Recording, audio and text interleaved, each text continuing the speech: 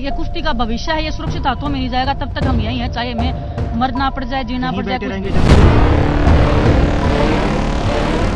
अगर हमने आवाज उठाई है तो हम अपनी कुश्ती को दोबारा से जिंदा करवा के ही छोड़ेंगे। जो बंदा इतने सब अगर कर्म कर रहा है, इतने अच्छे कर्म जो कर रहा है, उसको अध्यक्ष पद पे रहने का एक है क्या अधिकार है? कितनी ही मैं बता रही हूँ, कितनी ही लड़कियों की स्टोरी मेरे को पता है जिन्होंने सामने बैठ के रो रो के हमें स्टोरियां सुनाई है नेशनल कैंप में, लेकिन हम कर क्या सकते हैं? वो बंदा मेरे को हर दिन मेंटली टॉर्चर कर रहा है, हर दिन हर एक चीज के लिए, हर कोई भी परमिशन है, नाम लेना है, हर दिन पैरों में गिड़गिड़ाओ, भीख मांगो, ये करो वो करो। हमारी फैमिली तक की उनको खबर रहनी चाहिए कि हमारी फैमिली में भी कौन जी रहा है, कौन मर रहा है। अब कब तक आप लोग प्रोटेस्ट पे हैं? आगे जब तक उनको नहीं हटाया जाएगा बिल्कुल, और हम ये कुश्ती का भविष्य है, ये सुरक्षित हाथों में नहीं जाएगा तब तक हम यही हैं, चाहे हमें मरना पड़ जाए, जीना पड़ जाए।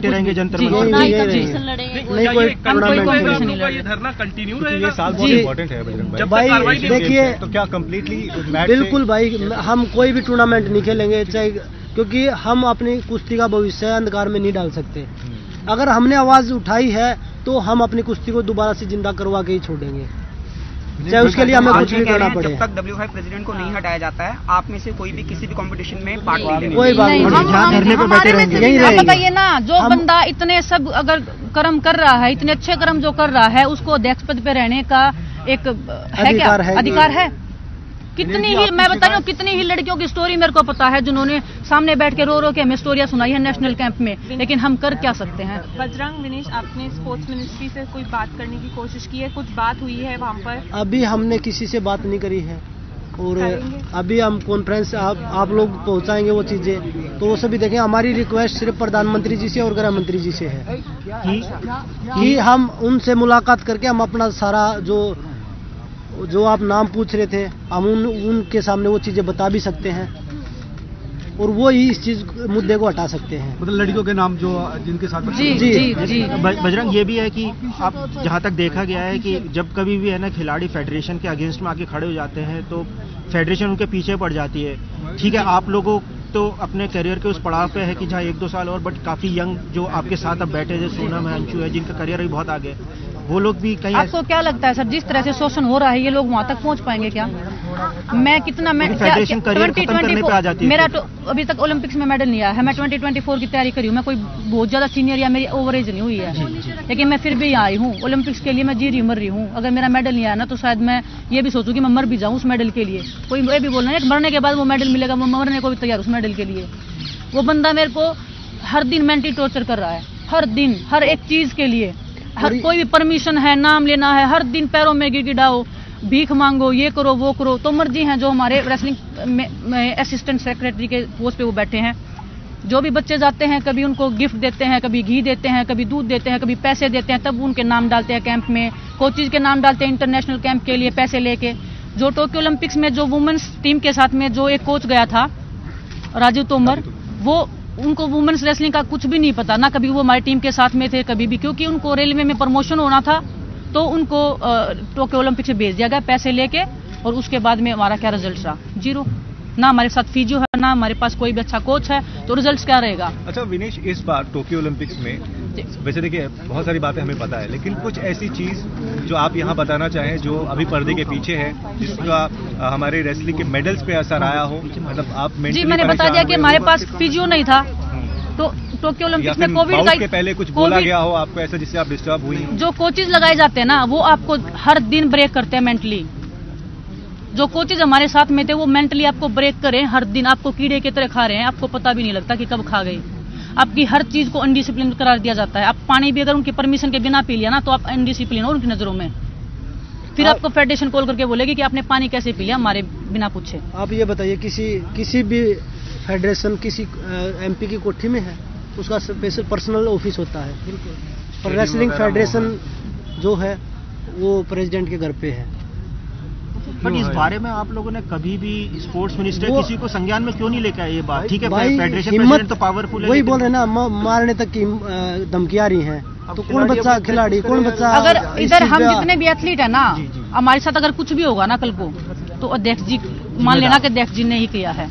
इतने पावरफुल बंदे हैं, हम आज सामने आए हैं, तो हम मैंने बता दिया आगे कुआ पीछे खाई, मरने के लिए तैयार है। सोच समझ के आए आगे सभी प्लेयर। और हम पीछे हटने वाले लोग से नहीं नहीं हटेंगे। पूछ रहे थे कि कितने जने अपना करियर दाव पे लगा के आए हैं, कईयों के पास तो नौकरी भी नहीं है, स्ट्रगल कर रहे हैं नौकरी के लिए, पर करियर दाव पे लगा के भी यहाँ आए। बजरंग गणेश आप दोनों ने कहा कि हमको मारने की धमकी दी गई, उसका कारण मुझे क्या नहीं विनेश को दी बताएगा गई कि क्यों दी गई, क्या कारण है? क्योंकि मैंने प्रधानमंत्री जी को उनकी शिकायत कर दी थी, जो मेरे साथ हुआ था टोक्यो के बाद में उन्होंने मेरे को बुलाया था। जब मैं मेरी फैमिली के साथ गई थी, उन्होंने मेरे को अच्छा टाइम दिया।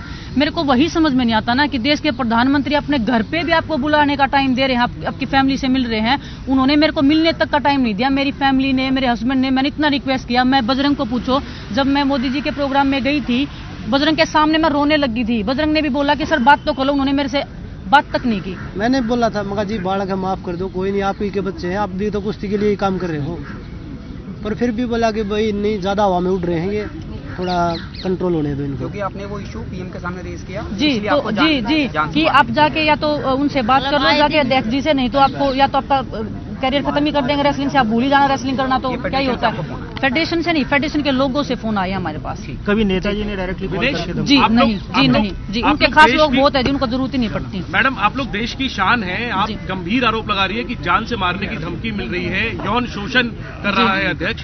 तो जब आप इतनी हिम्मत जुटा रहे हैं कि आप मीडिया से बात कर रहे हैं, क्या इसकी पुलिस में शिकायत आप लोग देंगे और अब तक क्यों नहीं दी है? सर हम आपको वही बता रहे हैं कि इतनी हिम्मत जुटा के हम पहली बार हम रेसलर इकट्ठा हुए हैं। सब रेसलर इतने डरते थे कि अगर हमने एक दूसरे से बात भी कर ली ना तो पता नहीं क्या ही हो जाएगा। मैंने बजरंग को बता दिया ना, क्या मतलब ऐसे ऐसे चल रहा है। करेंगे क्या पुलिस में कंप्लेंट? देखिए जितना भी होगा पॉसिबल हम सब कुछ करेंगे। अभी अब इतना ओपन में ही आ गए हैं, क्या तो अभी अपील तो करेंगे प्राइम मिनिस्टर से या फिर स्पोर्ट्स मिनिस्टर से, यहाँ से आप लोग क्या अपील करना चाहिए? अपील तो यही है कि स्पोर्ट्स में ऐसे लोग नहीं होने चाहिए, और इतना हैरेसमेंट जब हमने सहा है तो किसी भी स्पोर्ट्स में ऐसा नहीं होना चाहिए, सिर्फ रेसलिंग में नहीं। और प्रेसिडेंट को जी हटाना चाहिए। जो भी चीज प्रधानमंत्री जी और गृह मंत्री जी बात करेंगे, जी सिर्फ रेसलिंग से बात करेंगे। फेडरेशन के खिलाफ में हमारी शिकायत है। हम नहीं चाहते कि रेसलिंग का जो भविष्य वो किसी दोबारा से ऐसे हाथों में जाए। जो खिलाड़ी बैठे हैं यहाँ पे, जो खिलाड़ी हमारे पुराने खिलाड़ी हैं, सभी साथ में, ये नहीं कि हम यहाँ 20-30 लोग बैठे तो हम ही साथ में हैं। अगर हमें अगर भीड़ इकट्ठा करना है ना, हम नहीं चाहते कि भाई यहाँ पे प्रदर्शन करें या लोगों को परेशान करें, हम वो चीज़ नहीं चाहते। तो हम इसलिए चाहते हैं कि भाई एक शांतिपूर्वक जो एक मुद्दा है उसको निपटाया जा सके। नहीं तो अगर भीड़ करनी होगी तो कल को यहाँ 2-3 हज़ार आदमी जो रेसलिंग करते हैं बच्चे, पर हम नहीं चाह रहे क्योंकि उनकी ट्रेनिंग डिस्टर्ब होगी। हम लड़ रहे हैं उन बच्चों के लिए। हमारा कैरियर तो 24 तक का है, ज़्यादा से ज़्यादा 26 तक कर लेंगे, 28 तक कर लेंगे, 28 से आगे तो हम नहीं जाएंगे। पर जो रेसलिंग का जो भविष्य दब रहा है ना, हम उसको बचाने में लगे हुए हैं। यहाँ से आप कब जाएंगे? हम यहाँ से जब जाएंगे जब हमारा फैसला हो जाएगा, न्याय हो जाएगा। और भी रेसलर्स आपकी इस मुहिम में जुड़ेंगे? हाँ, बहुत सारे लोग हैं भाई। अभी हमें किसी को बताया नहीं था। हम नहीं है जो कंपटीशन नहीं खेलेंगे, हम नहीं है प्रोटेस्ट करने वाले, हम सिर्फ एक चेहरा है उनके कि हमारे फेस वैल्यू है, इसीलिए हम उनके लिए आए हैं। जैसे कि बजरंग ने बताया, हम तो 28 मैक्सिमम 28 तक कर लेंगे। उसके बाद का फ्यूचर जो जूनियर रेसलर है, जो हमारे खुद के अखाड़े में है, उन्होंने तो अपने लड़के को बिठा दिया उपाध्यक्ष बना के। दूसरा करण को, शायद करण को बनाया, पता नहीं मेरे को। हाँ, किसी लड़के को बनाया, पता नहीं मेरे को। पता नहीं। तो जो क्या मतलब सारी जो जैसे सारी घर से ही चलाना चाह रहे हैं फेडरेशन को। और लड़कियों की छोटी से भी छोटी चीज है ना, वो हमारे नेशनल कैंप की, वो हमारे नेता को पता होती है। चाहे हमारे काम में कुछ भी हो वो उनको पता होता है, क्योंकि वो जी कोचिज ऐसे लगाए जाते हैं ना कि उनको समाचार पत्र बने के, मतलब न्यूज रिपोर्टर बने के मिलते हैं कि विनेश ने आज कैसे किया, क्या किया, कैसे बैठी, कैसे चली, वो तक न्यूज आती है। जो हमारे तोमर जी हैं जी, नेशनल कैंप में जितने रेसलर्स हैं सबके साथ आपकी बात हुई, सब आपके सपोर्ट में यहाँ इसमें खिलाड़ी सब तंग है जी, सब परेशान है। बस वो ये चाह रहे थे कि हमारे आगे कौन खड़ा हो जाए, तो वो हम खड़े हैं जान की परवाह किए बिना, चाहे हमारे साथ कुछ भी हो जाए हम आगे बढ़ेंगे। अभी नेशनल जो लेटेस्ट नेशनल हुआ था, अभी मैं आपको बता दूं, जो अभी विशाखापट्टनम में हुआ था दिसंबर में। पहले दिन ग्रीको रोमन का था, फ्री स्टाइल का था, दूसरे दिन ग्रीको रोमन का था, तीसरे दिन लड़कियों की कुश्ती थी। मैं खुद गया था क्योंकि संगीता वहाँ पे पार्टिसिपेट कर रही थी। उन्होंने सुबह वजन था 8 से 8.5, उन्होंने उसी दिन जो लड़कियों का जो उस दिन कुश्ती थी उस दिन कर दिया 7 से 7.5। एक लड़की है अंतिम जो अभी जूनियर वर्ल्ड चैंपियन बनी थी, उसका वेट नहीं आया। क्यों नहीं आया? क्योंकि उसको टाइम नहीं मिला। 7 बजे रेसलिंग हॉल खुला, 7 बजे वेट शुरू हो गया, तो वेट कहाँ से घटाएगी वो? ऐसे होटल बच्चे के लिए करते नहीं कि भाई जिम की सुविधा हो, वो ट्रेनिंग कर ले, वजन कम कर ले। तो वो रूल क्या बताया, मगा जी इस लड़की का वजन रह गया। मैंने खुद फोन किया, मैं इस लड़की का वजन रह गया, बोला भाई ज्यादा वो हो जाएगा प्रॉब्लम। मगा जी 8 से 8:30 बजे का टाइम है वो, आप उसको टाइम दो ना। बोला नहीं आज थोड़ा जल्दी है। मैं किस लिए जल्दी? आज बोला टिकट करवा रखी है जाने की वापसी। अरे भाई आप टूर्नामेंट 3 दिन का करवा रहे हो, आप 23 की जगह 25 का करवा रहे हो, 26 की टिकट करवाओ ना आप। रूल होता है कि वेट के बाद आपको 2 घंटे का रेस्ट मिलता है, लेकिन जो रूल है वे अभी जो रैंकिंग सीरीज करवा रखी है गोंडा में, आज आप सभी पत्रकार गेम को फॉलो करते हैं। अभी हमारा रेसलिंग का किसी पहले दिन वजन होता है? डे टू डे होता है, 2 घंटे बाद कुश्ती स्टार्ट हो जाती है। रैंकिंग सीरीज का उन्होंने कैलेंडर निकाल रखा, पहले दिन 5:30 बजे वजन है। तो उनके खुद के रूल हैं। जो बच्चे उसमें पार्टिसिपेट करते हैं उनसे 1000 रुपए एंट्री फीस ली जाती है, रहने का, खाने का, आने जाने का वो खुद पे करते हैं। तो क्या मिलता बच्चों को? जो स्पॉन्सर बैठे हैं वो इनको दे रहे हैं कि भाई आप बच्चों तक पहुंचाओ, बच्चों तक जो बच्चों के पास है वो वापस ले रहे हैं बच्चों को देने की बजाय। सब 1000 रुपए नहीं दे सकते, और अगर 1000 रुपए नहीं दिए तो बैन और फिर माफी भी नहीं मिलेगी। हम भाई समाधान चाहते हैं कि फेडरेशन का बदलाव हो। बजरंग, आपने बात करी कोचेस की, सेक्सुअल हरेसमेंट। अभी मैं आपको बताऊं, मेरा कोच है, और भी कोई कंप्लेंट? अभी मेरा कोच है, अभी जो हमारे जनरल एक मिनट, अभी मेरा कोच है सुजीत मान जी है, अभी द्रोणाचार्य मिला है। भारत सरकार ने जो कोच का बेस्ट अवार्ड होता वो दिया है, अब उनका कैंप में नाम नहीं है। क्यों नहीं है? क्योंकि बोला कि उनको अनडिसिप्लिन कर दिया। किस लिए कर दिया?